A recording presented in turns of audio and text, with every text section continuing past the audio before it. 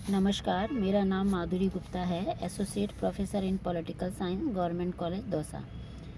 इससे पहले के वीडियो में हम स्विस संघीय संसद के जो निम्न सदन है, प्रतिनिधि सदन के बारे में अध्ययन कर रहे थे और आज हम अध्ययन करेंगे सीनेट के बारे में, जो कि द्वितीय सदन है। सबसे पहले हम उसकी रचना देखें तो जो प्रत्येक पूरा कैंटन है वो सीनेट में 2 प्रतिनिधि भेजने का अधिकार रखता है, जबकि जो अर्ध कैंटन है वो 1 प्रतिनिधि भेजने का अधिकार रखता है। इस तरह से हम देखें तो वहाँ सीनेट में कुल सदस्यों की संख्या 46 होती है और चूंकि स्विट्ज़रलैंड में 26 कैंटन हैं, उनमें से जो 3 कैंटन बेसल, एपेंजेट और इनर रोडन जो कि अर्ध कैंटन है, उन्हें 1-1 प्रतिनिधि भेजने का अधिकार है और जो पूर्ण कैंटन है उनको 2-2 प्रतिनिधि भेजने का अधिकार है। और ये प्रतिनिधित्व का जो सिद्धांत है वो उसमें उन्होंने अमेरिकी सीनेट का अनुसरण किया है कि अमेरिका में हर जो राज्य है उसको 2 प्रतिनिधि भेजने का अधिकार है। और चुनाव किस तरह से किया जाएगा इन सीनेटरों का, इसके बारे में जो संविधान में कुछ नहीं लिखा है, बल्कि ये कैंटनों की इच्छा पर छोड़ दिया गया है कि प्रत्येक कैंटन अपने प्रतिनिधियों के लिए कौन सी निर्वाचन प्रक्रिया अपनाता है, कार्यकाल कितना रखता है, वेतन भत्ते कितने हैं, ये सब निश्चित करने में कैंटन स्वतंत्र है। कुछ कैंटन सीनेट में अपने प्रतिनिधि जनता के द्वारा प्रत्यक्ष मतदान के द्वारा चुनकर भेजते हैं, कुछ कैंटन में जनसभाओं के द्वारा भेजा जाता है और कुछ जो हैं उनमें विधानमंडल स्वयं चुनकर भेजते हैं। आगे है योग्यता। अगर योग्यता वही है सीनेट के सदस्यों की जो संघीय सभा के प्रतिनिधियों के लिए रखी गई है, और कोई भी व्यक्ति जो कैंटन से राज्य का सदस्य निर्वाचित होना चाहता है वह इसमें खड़ा हो सकता है, लेकिन वह जिस कैंटन से खड़ा होना चाहता है वह वहाँ का नागरिक अवश्य हो। कार्यकाल। सीनेट के सदस्यों का कार्यकाल भी निश्चित नहीं है। इनका कार्यकाल कैंटनों की इच्छा पर निर्भर करता है। जो 14 कैंटन है उसमें कार्यकाल 4 वर्ष है, 8 कैंटनों में 3 वर्ष है और शेष 3 कैंटनों में कार्यकाल 1 वर्ष रखा गया है। और जो 2 कैंटन हैं उनमें तो प्रत्यावर्तन यानी रिकॉल की व्यवस्था की गई है। रिकॉल का मतलब ये है कि अगर वो ठीक ढंग से कार्य नहीं करते हैं या जनता उनसे संतुष्ट नहीं है तो ऐसी स्थिति में उनको वापस बुलाया जा सकता है। अधिवेशन। जैसे कि हमने प्रतिनिधि सभा में देख लिया था कि सीनेट की जो बैठकें हैं वो प्रतिनिधि सभा के साथ चलती हैं, एक साथ शुरू होते हैं इनके अधिवेशन, एक साथ समाप्त होते हैं और वर्ष में 4 बार इनकी अधिवेशन चलते हैं। गणपूर्ति। सीनेट में गणपूर्ति के लिए 46 में से 24 सदस्यों की उपस्थिति आवश्यक है। अध्यक्ष एवं उपाध्यक्ष। सीनेट का एक अध्यक्ष होता है और एक उपाध्यक्ष होता है। इसका निर्वाचन सीनेट के सदस्यों के द्वारा 1 वर्ष के लिए किया जाता है, लेकिन यहाँ पे भी ये नियंत्रण रखा गया है कि कोई भी पद ऐसा नहीं है कि एक व्यक्ति उस पर दोबारा निर्वाचित हो, यानी वह दोबारा इस पर खड़ा नहीं हो सकता है। और एक ही कैंटन के व्यक्ति एक ही वर्ष में अध्यक्ष और उपाध्यक्ष नहीं होते हैं, यानी हर पद को अधिक से अधिक लोकतंत्रात्मक बनाया गया है। ऐसा नहीं है कि एक ही व्यक्ति चाहे अध्यक्ष हो या उपाध्यक्ष हो उस पर 4 वर्ष तक कार्य करेगा, यानी ये पद पर कार्य करने का अन्य व्यक्तियों को भी पूर्ण अवसर दिया जाता है।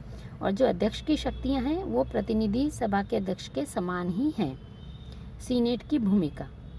स्विस सीनेट का निर्माण बहुमत के अत्याचार के विरुद्ध अल्पमत एवं कैंटनों की स्वतंत्रता के सम्यक संरक्षण के लिए हुआ था।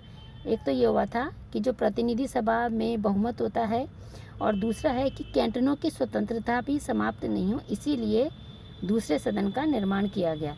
प्रारंभ में तो इस सदन के महत्वपूर्ण कार्य थे, लेकिन धीरे धीरे जो लोकप्रिय सदन है यानी प्रतिनिधि सदन के जो व्यक्ति हैं वो अधिक योग्य व सक्षम आने लगे, तो प्रतिनिधि सभा के जो कार्य हैं उसमें थोड़ी वृद्धि होती गई और उसका महत्व भी ज़्यादा हो गया, और इस सदन की जो शक्ति हैं ये कार्य हैं उसमें थोड़ी कमी आई है।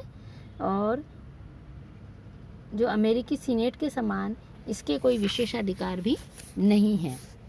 आगे है संघीय संसद की शक्तियाँ एवं कार्य।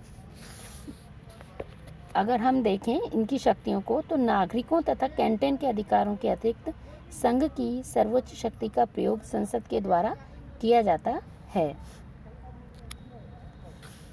स्विस संघीय संसद के दोनों सदन को समान शक्तियां दी गई हैं।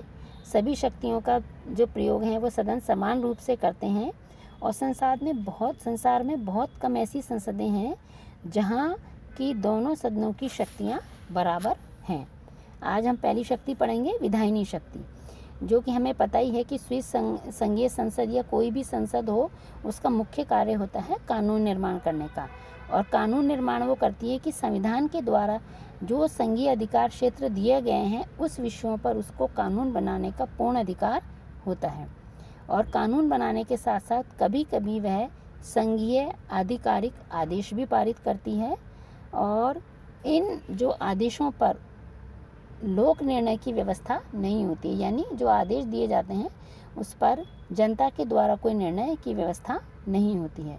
अगर हम उसके विषय देखें कि किन किन विषयों पर कानून बनाती है, तो वह राजनीतिक अधिकारों के प्रयोग के संबंध में, संवैधानिक अधिकारों पर प्रतिबंध के संबंध में, व्यक्तियों के अधिकारों और दायित्वों के संबंध में, करदाताओं के वर्ग के संबंध में तथा करों के उद्देश्य एवं निर्धारण के संबंध में तथा संघीय कानूनों को लागू करने तथा क्रियान्वित करने के प्रसंग में कैंटन के दायित्व के निर्धारण हेतु वे कानून बनाने का कार्य करती हैं। इसके साथ में ही एक अत्यावश्यक व्यवस्थापन की भी वहाँ प्रक्रिया विद्यमान है और जिसमें कभी संसद को ऐसे लगे कि तत्काल प्रभाव से कोई कानून बनाने की आवश्यकता है तो वह उसे सदन के द्वारा उस विषय को अत्यावश्यक घोषित किया जाता है और उस पर कानून बना के उसको तुरंत लागू किया जाता है। तथापि ये जो प्रावधान होता है वो बहुत सीमित समय के लिए होता है, क्योंकि जो अत्यावश्यक संघीय कानून बनाया जाता है उस पर अगर 50,000 नागरिकों द्वारा लोक निर्णय की मांग की जाती है और यदि 1 वर्ष की अवधि में उसे जनता स्वीकार नहीं करे तो फिर वह कानून समाप्त हो जाता है। यानी अत्यावश्यक कानून बनाया तो जाता है लेकिन वो 1 वर्ष तक ही कार्य करेगा, या तो उसे जनता स्वीकार कर ले तो वो आगे लागू हो जाएगा और अगर जनता स्वीकार नहीं करती है तो वह समाप्त हो जाएगा। आगे है कार्यपालिका शक्ति। यह शक्ति भी संसद की महत्वपूर्ण शक्ति होती है और संघीय संसद में संघीय सरकार के सदस्यों को अध्यक्ष, उपाध्यक्ष, चांसलर, प्रधान सेनापति का भी चुनाव संघीय संसद के द्वारा किया जाता है। संघीय सेना पर भी संसद का नियंत्रण होता है।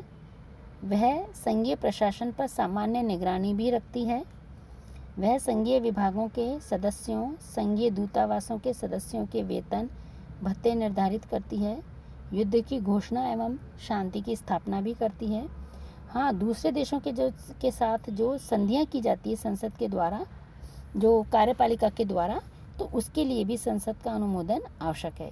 इसी तरह से कैंटन जो विदेशों से संधियाँ करते हैं उनके बारे में भी संसद की अनुमति आवश्यक है, या कैंटन जो आपस में संधियाँ करते हैं उनके संबंध में भी संसद का अनुमोदन आवश्यक है। संघीय संसद के सदस्य संघीय सरकार के सदस्यों से प्रशासन व नीति के बारे में कोई भी प्रश्न पूछ सकते हैं और जिनका उन्हें उत्तर देना होता है। आगे है वित्तीय शक्तियाँ। वित्त के संबंध में भी हमें पता है, पहले हमने पढ़ा था कि बजट निर्माण का कार्य तो संघीय सरकार के द्वारा किया जाता है और उसके बाद में उसे संघीय संसद के सम्मुख प्रस्तुत किया जाता है। परंतु कोई भी बजट तब तक क्रियान्वित नहीं होगा जब तक कि संसद के दोनों सदन उसको पारित नहीं कर दें और इस प्रकार देश के आय व्यय पर संघीय संसद का पर्याप्त नियंत्रण भी होता है। विभिन्न जो उच्च पदाधिकारी होते हैं उनके वेतनमान भी निश्चित करने का कार्य होता है। साथ ही राष्ट्रीय विकास के लिए जो विभिन्न मदों पर धन का व्यय करने के लिए विशेष अनुदान भी दिए जाते हैं, तो उस पर भी प्रशासन का नियंत्रण, प्रशासन पर होने वाले व्यय पर संघीय संसद का नियंत्रण होता है।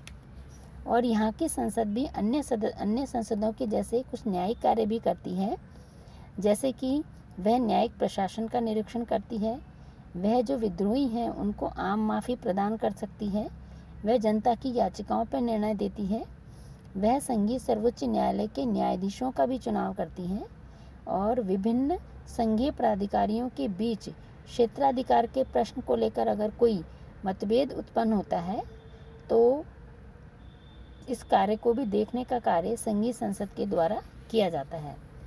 और अंतिम है संविधान में संशोधन। स्विस